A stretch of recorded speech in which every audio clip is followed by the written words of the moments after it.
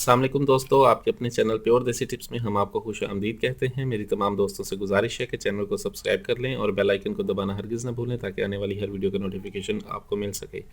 दोस्तों, आज का हमारा जो नुस्खा है वो ख़ास तौर पर रॉड की लंबाई और मोटाई के लिए है। ऐसे तमाम तर अफराद जिनके रॉड में बिल्कुल कुजी है, रॉड लागर है, रॉड में लंबाई नहीं रही, रॉड में मोटाई बिल्कुल नहीं रही, रॉड पेंसिल की तरह पतला हो गया है, अंदर की तरफ घुस गया है या सिकुड़ गया है।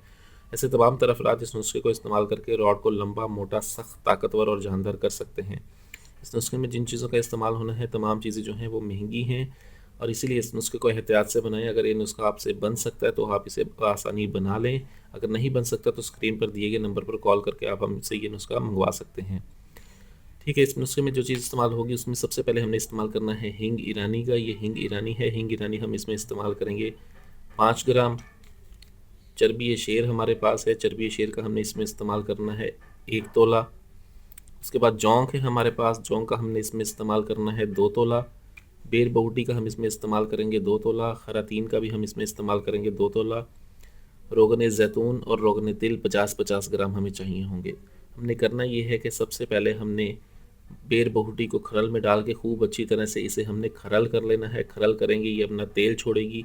तेल छोड़ने के बाद हमने हींग को इसमें डाल के पीस लेना है और पीस के इसको भी बिल्कुल यकजान इसी की तरह पेस्ट बना लेना है।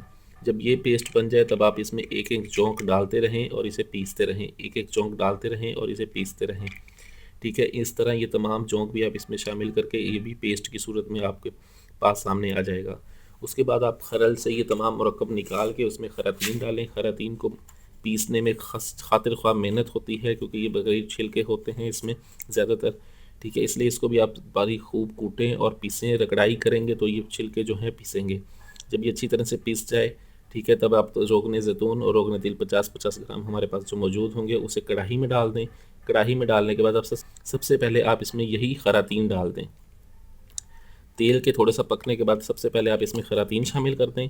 खरातीन डालने के बाद ये पकने लग जाए, उसके बाद आप ये सारा मुरक्कब सिवाय चर्बी शेर के अलावा तमाम मुरक्कब आप जो है वो इसमें डाल दें और इसे 1.5 घंटे तक मुसलसल हल्की आंच पर पकाएं। पकाने के दौरान हमेशा इसको हिलाते रहें। ठीक है, जब ये 1.5 घंटे की पकाई मुकम्मल हो जाए, चूल्हे की आग को बंद कर दें।